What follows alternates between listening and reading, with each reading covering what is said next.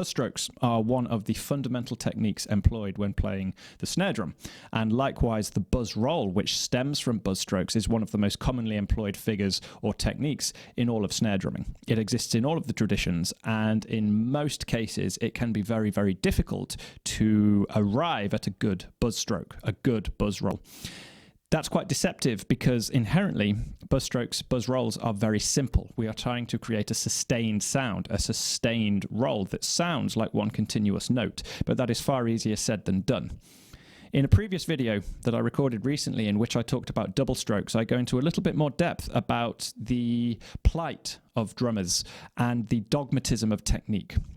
Just briefly, to summarize that thought process, it is very common that students, when trying to learn something difficult, encounter conflicting information, especially from dogmatic sources and points of authority, and it can be very difficult to know how to handle this. So my approach, and the one I espouse today, is to adopt an attitude of curiosity, of exploration. Learn as much as you can from all of these different sources and see how they best apply to you. Now, as I said in that previous video, our hands are different, our fingers are different, our bodies are different, and the way we consider, conceptualize, think about movement is different. So our hands, in terms of our technique, are going to look different as well. Our technique is personal to us. So we should not be concerned about comparisons. The only thing we should be concerned about is, will our technique allow us to achieve the effect we are trying to achieve? So as far as this pertains to the buzz stroke, we need to understand a few simple fundamentals. First of all, what is the technique trying to achieve? What is the function of a buzz roll, and what are we trying to do with it? Next, we need to understand a few fundamental relationships between how our hands interact with the stick and how our sticks interact with the drum, and how this all needs to work together in synergy to produce a buzz stroke. So for the purposes of this discussion, I'm going to distinguish between buzz strokes and buzz rolls. By the term buzz stroke, I am referring specifically to the technique, the act of playing a stroke with a buzz. The buzz roll is the rudimental or the musical application in which buzz strokes occur consecutively to produce this sustained note. So I spoke a moment ago about understanding the function of a buzz stroke, the function of a buzz roll. Now, a buzz roll essentially is the drummer or the percussionist's best attempt at sustain. If we consider a piano, if we hold down the key on a piano, the note will sustain for as long as we hold that key down, and generally it will stop when we lift our finger off the key. Now, without getting into the intricacies of physics and oscillation of frequencies and all of these things, essentially, in holding down that key, we hear one consistent, constant, unbroken tone. At least that's how we perceive it. On a drum, that doesn't happen. If I play a stroke, it does not matter if I leave my stick on the drum depressed. It's not going to produce a longer tone. In fact, holding the drumstick depressed down onto the skin is going to shorten the tone because it kills the vibration. So on a drum, let's leave cymbals aside for now. On a drum, simply hitting the drum produces one sound, and we have no way to produce true sustain in the same way as a pianist can just hold down their key. So a buzz roll is our best attempt to produce a sustained note. In other words, when we employ the buzz stroke to produce a buzz roll, we are aiming for this effect of duration. We are trying to achieve consistent duration to get the effect of a sustained note. Now, we need to use that knowledge, that understanding, to inform how we actually play the stroke. So when we consider what goes into a buzz stroke, there are a few things at play. Perhaps one of the most common misconceptions I see, especially through my own students when they first start learning a buzz stroke, is to treat it as a very shy, timid, gentle rudiment. And you see all sorts of this sort of thing, where the sticks are left to essentially dangle and bounce up and down without any form of control, and specifically without any energy. This is not the case. Buzz strokes are powerful strokes. Buzz strokes are strong strokes. And the reason they are strong and powerful strokes is because they require energy in order to cause the stick to rebound. So this is the fundamental aspect of a buzz stroke that a lot of people miss. So the buzz stroke actually starts from the wrist, and the role of the wrist, or for some people, the forearm. I will get into the wrist and the forearm a little bit later on.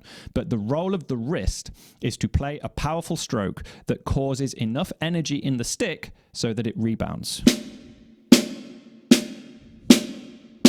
Now, if I leave that stick without closing my grip, we can see that that stick rebounds. There is enough energy in that stick for it to travel down to the drum when I throw it, and then under its own ballistic momentum to travel back up to its starting point. I don't need to use my wrist to lift that stick up again. This is the fundamentals of rebound, right? You throw the stick at the drum and it bounces back again. We need that to happen. We need enough energy in the stroke to cause the stick to rebound. Okay, and that starts from the wrist. So the first element of our buzz stroke is a wrist stroke, specifically a downward stroke starting in a high position and crucially finishing in a low position. The next element we need to consider is the fulcrum. And once again, I spoke about the fulcrum at great length in the double strokes video. The role of the fulcrum in this instance is to provide a steady point against which that stick pivots up and down.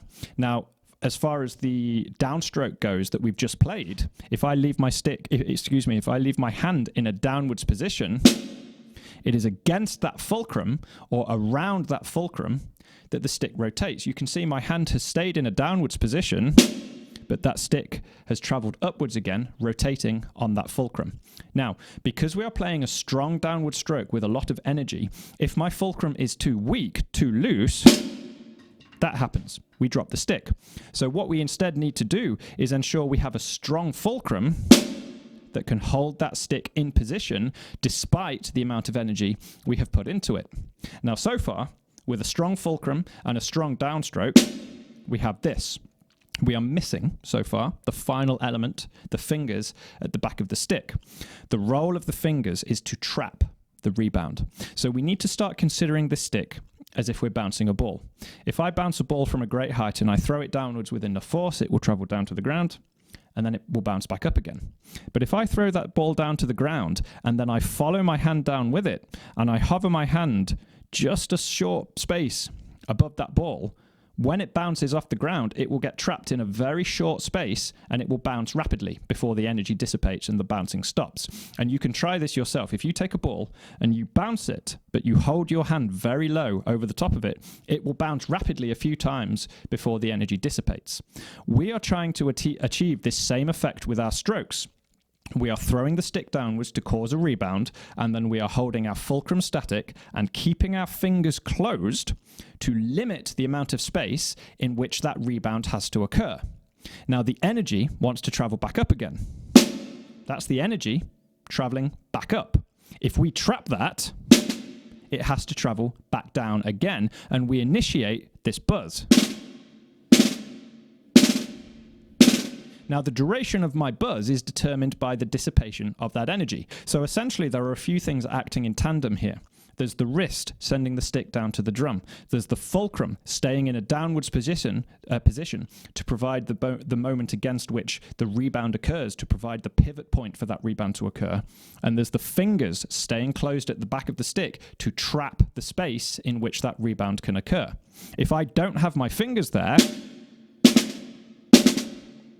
that stick bounces too highly. I'm not in control of where that stick is going. If I keep my fingers on the back of the stick,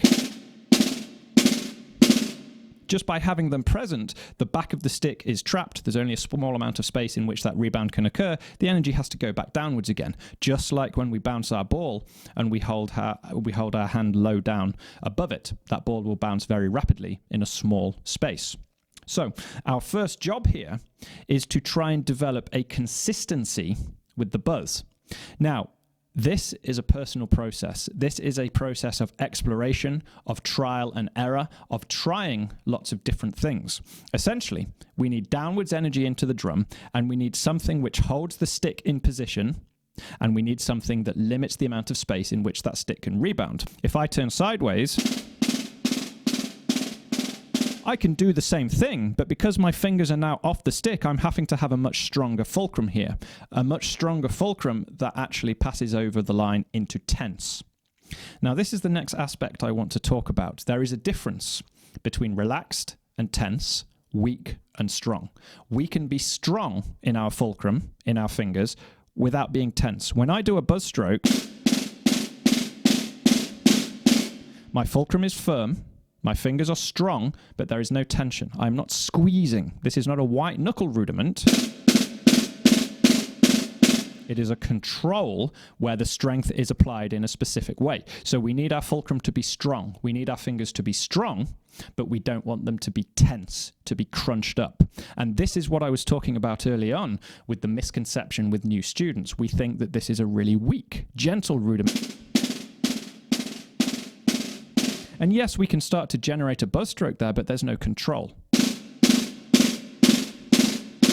Now, one of the things we can experiment with as we are practicing our buzz strokes in this way is how the strength of that fulcrum changes the nature of the buzz. We can do very tight buzzes if we come very strong to the point of tension, to the point of pressure. So very tight, a very closed buzz, or if we loosen off quite a lot more,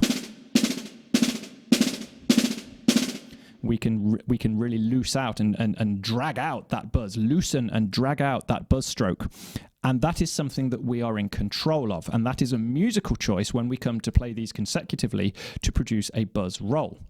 So the first thing we want to be doing when we are learning this, when we are on this journey, is to just get comfortable and learn what the little changes we make in our hands do to the stick, how that affects the stroke, how that affects the sound of the buzz. What happens if I turn my hand this way?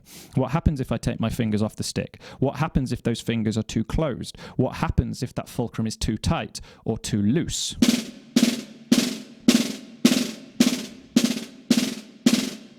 But as we can see there, I have a firm fulcrum. The fingers are on the back of the stick, but I am not tense. I'm able to produce a consistent buzz stroke. Now that I've got both sticks again, we can start to address the concept of the buzz roll itself. Now, there are, again, a number of things to consider here. First of all, in the technical aspect of alternating, playing consecutive buzz strokes, and secondly, how we turn this into a musically functioning rudiment. Because, again, one of the main misconceptions is that buzz rolls are ametric. They are not. Buzz rolls are metric. They have a rhythmic value and are played metered within the bar. I will come on to all this presently. For now, we've got to the point where we are able to produce a consistent buzz stroke with one hand. We, of course, want to be able to do that with both hands. Now, if you have a difficulty achieving this with your non-dominant hand, use your dominant hand as the teacher. So if you're right-handed like me, and you find your right hand is able to produce a very good, high-quality buzz stroke every time, and your left hand is a little hit and miss, we start comparing, playing spot the difference. What is my right hand doing that my left hand is not? Or what is my left hand doing that my right hand is not? And over the course of a lot of practice, a lot of patience, a lot of feedback and self-analysis, we can discover that this hand is doing something that this hand isn't, or this hand is doing something that this hand isn't, and we slowly get to that point of equilibrium. Now, in an ideal world, that equilibrium will exist as parity. We want those hands to be doing exactly the same thing. In reality, we may never get there. We're always going to have a weaker hand and a dominant hand, but that is the aim towards which we are all working. Now, let us assume that we have put the work in and we have arrived at a point where we have a strong, consistent buzz stroke on each hand. Now we can start playing them consecutively to produce a basic roll.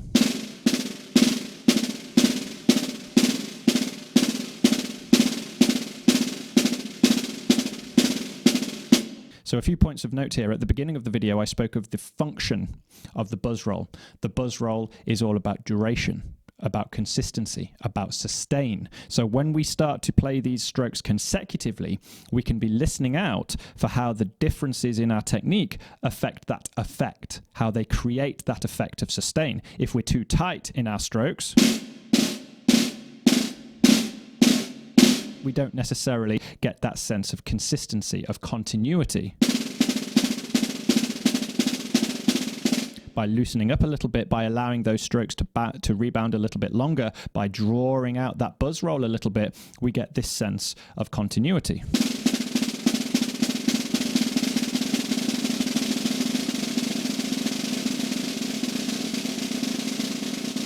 Now, when we start to work up to a faster buzz roll, again, we can explore the effects of tension and what this has on and how this affects our buzz roll.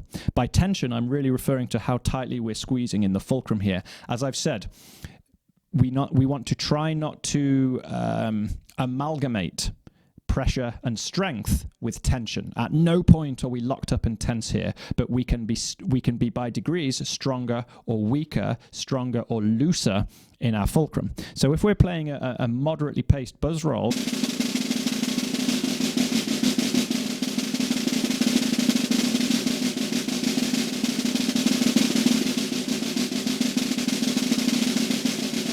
I can explore different degrees of strength within that fulcrum, and hopefully we can hear in that how that tightens the buzz, or it opens the buzz out and loosens it.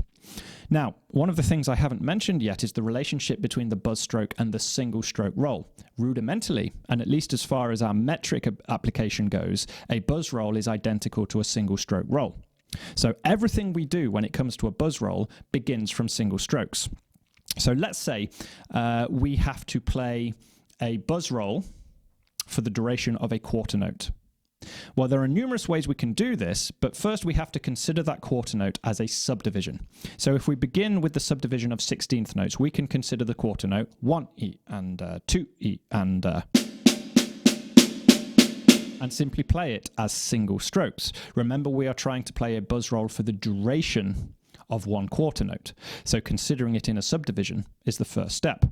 So from our subdivision of 16th notes, as 16th notes, we can then buzz each individual stroke. We turn each single stroke into a buzz stroke, and we have our buzz roll for the duration of one quarter note.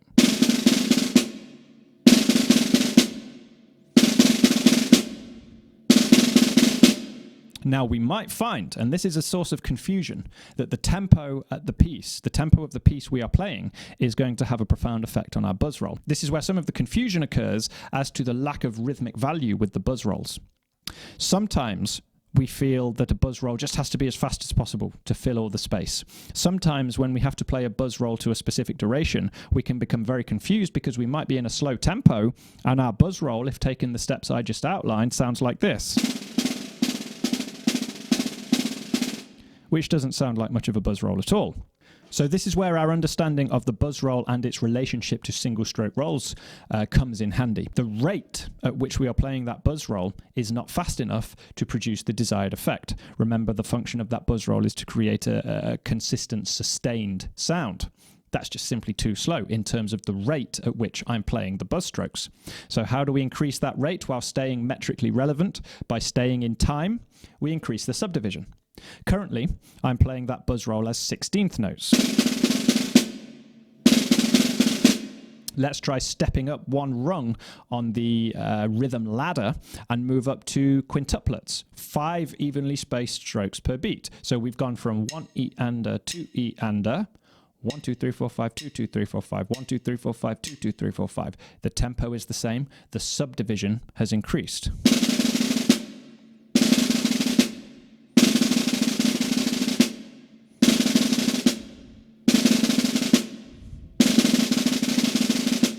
Now we're starting to get to the point where that buzz roll sounds more like a continuous sustained note.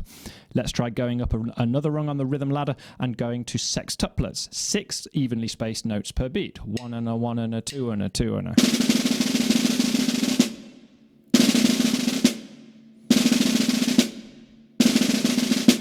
So to really see this in action, if we take a steady pulse, I will gradually work my way up the rhythm scale, moving up a subdivision each time, and you will hopefully hear how the density of the buzz increases, and we get closer and closer to that sustained effect that we are trying to find, but we stay in time to the same underlying pulse the whole time. So I will start nice and slowly at 8th notes. 1 and 2 and...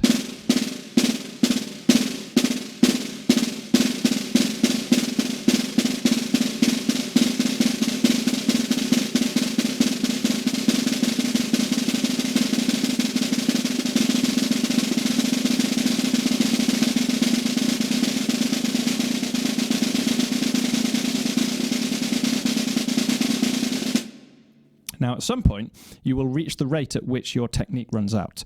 And this is as much to do with your wrist control as it is your ability to play a buzz stroke. You notice there at the 30-second note,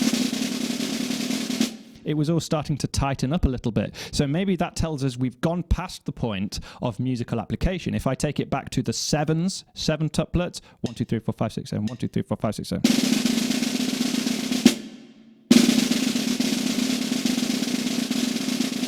We've got that nice balance point between what is comfortable to perform and what actually sounds nice and relevant to our musical context. If we just keep taking it further, it starts to tighten. So it becomes a musical choice. What's the effect we're trying to achieve? But on a basic level, we use our choice of subdivision to arrive at the correct sustain, the correct effect of that buzz roll while staying relevant to the underlying tempo. Now, it is generally safe to assume, at least insofar as my own compositions go, my own writings go, that we don't look to tuplets by default. Everything I've just done, if we're in a meter of 2/4 or 4/4, everything I've done except 16th notes and 8th notes would be a tuplet, triplets, quintuplets, septuplets, and then of course 32nd notes at the top. I don't think it is a good idea to assume that a buzz roll in the repertoire is to be played as a tuplet.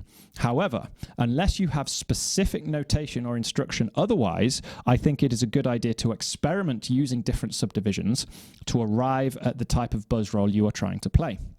Now, in a lot of my own work, I will notate a buzz roll using a Z stem for a quarter note or an 8th note or a half note or whatever the duration may be. And it is assumed, based on the tempo, that the roll will be played as 16th notes or 32nd notes. So if we're in a fast tempo, 1 and 2 and 1 and 2 and 1 and 2 and... we can assume an underlying note value of 16th notes. But if we're in a slow tempo, 1, 2, and... we can assume an underlying note value of 32nd notes. However, from a composer's perspective, that is the sort of thing that I would include for clarity's sake in the performance notes. Now, in some pieces of work, Delacluze, for instance, which is on my music stand over here, Delacluze's work is notoriously light on instruction, and that is intentional. The idea is for the student to explore their own musical language based in the structure provided by Delacluze. How can you express these ideas in your own way? So looking at etude number 1 here, we have a dotted half note in one of the bars that ties over into a dotted half note in the second bar. So the time signature here is 6/8. And if we look at these dotted half notes, depending on the tempo, we can feel them as groups of 3/8 notes, or we can think of them as groups of 6/16 notes.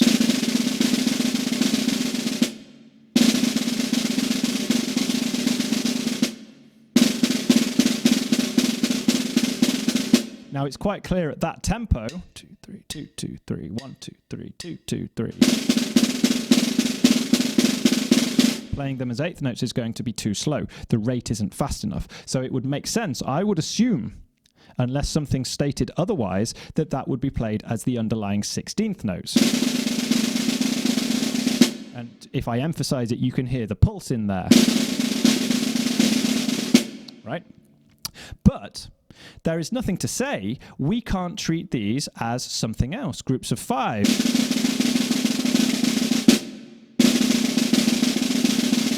Gives us a slightly less dense version than the 6s. But at this point, we have to balance the idea we're trying to express against the original function of the buzz roll, which is to play sustain. Now, I spoke earlier on about the use of the wrist versus the use of the forearm. Some drummers will do it differently. Some drummers will choose to put all of the energy into the stroke from the forearm and almost lock their wrist into position. Some will do it all from the wrist with virtually no forearm motion. And some will do some combination of both. Again, this is something you want to explore the full range of so that you can understand why one way might be better than the other. Now, as you just saw with my demonstration there, If you use both, the wrists and the forearms, you get a lot more power. So it may be that you are playing a situation where you're starting with a very low, quiet buzz roll,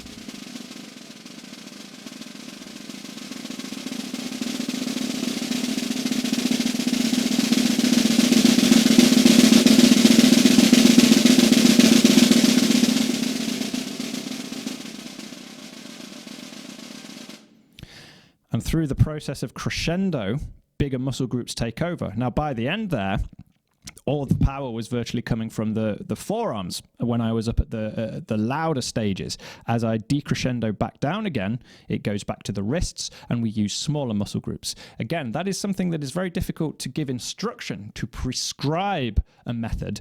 That's something that you as the student need to experiment with, but approaching it from this position of curiosity, exploration. Well, what does it do to my buzz stroke if I use more wrist? Now, finally, I just want to talk a little bit about how we can practice this, because I know I've been a little bit vague on that so far, and I do stand by essentially the conceptual methodology that your technique is mostly coming from your understanding. Once you decipher the understanding and you have a strong understanding of the technique, what it's for, how it functions, how all the elements of your hand interact with the stick and affect the stroke, the physical aspect becomes largely trivial. Again, I said this in the double strokes video. That doesn't mean it's easy, but it means it's trivial. It's simple. When you repeat something, when you do it enough times, you get better at it. Now, part of that is allowing your body to adjust in any way it needs to adjust. So when you are playing your buzz strokes,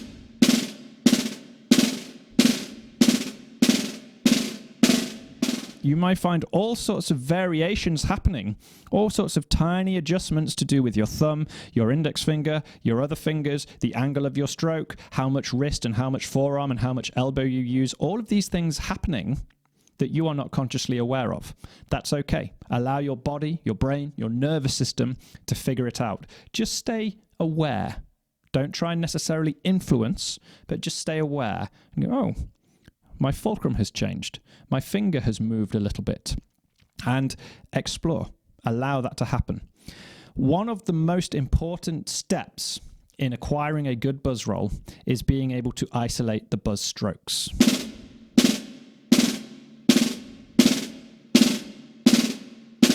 If you are unable to consistently produce a buzz stroke on both hands, you are going to have a difficult time converting it into a consistent, smooth buzz roll. So one of the ways you can practice this, aside from the basic movements that I just demonstrated, is to insert individual buzz strokes into a single stroke roll. This was again something I demonstrated with double strokes in the double stroke video. So as double strokes, if we accent every third stroke of a single stroke roll and we play that accent as a diddle, we would get this. This time, instead of diddling those accents, we will buzz those accents.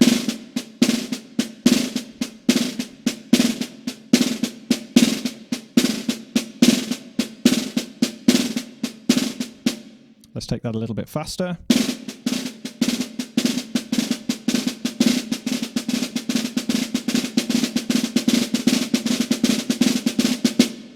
Now, of course, it doesn't sound like a buzz stroke, a buzz roll, but the idea is to isolate the buzz strokes and transition into a buzz stroke and back out of it again without it affecting your technique too much. Notice when I transition from the single stroke to the buzz stroke, there's no visible difference, really. It's all coming from the wrist. The wrist is producing the subdivision, the wrist is providing the rate at which the strokes occur, and it's only the way the fulcrum and the fingers interact with that stroke that changes it from a single stroke to a buzz. Likewise, if I do the same with double strokes.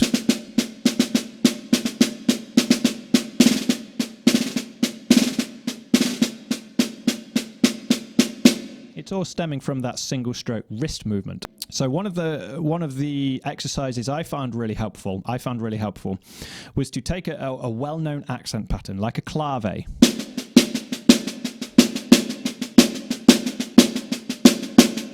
Play it all as accented singles, then play the accents as diddle strokes.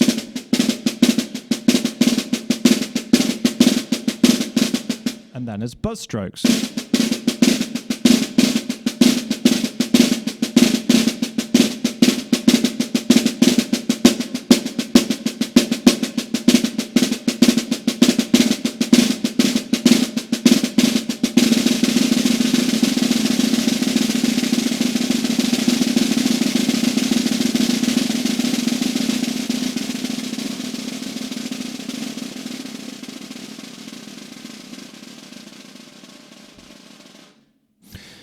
And you can see that that is not a weak stroke. This is a powerful stroke. There's a lot of energy in there, and you have to hold on. You don't want those sticks to fly out of your hands. But we don't want to cross that line into tension, into squeezing, into clenching. If you spend enough time with it and you adopt this attitude of exploration, learn as much as you can from as many sources as you can, but ultimately time with sticks in hands, self-analysis, self-reflection, trial and error, and of course, dedication, consistency, persistence, you will start to find your own route to a buzz roll.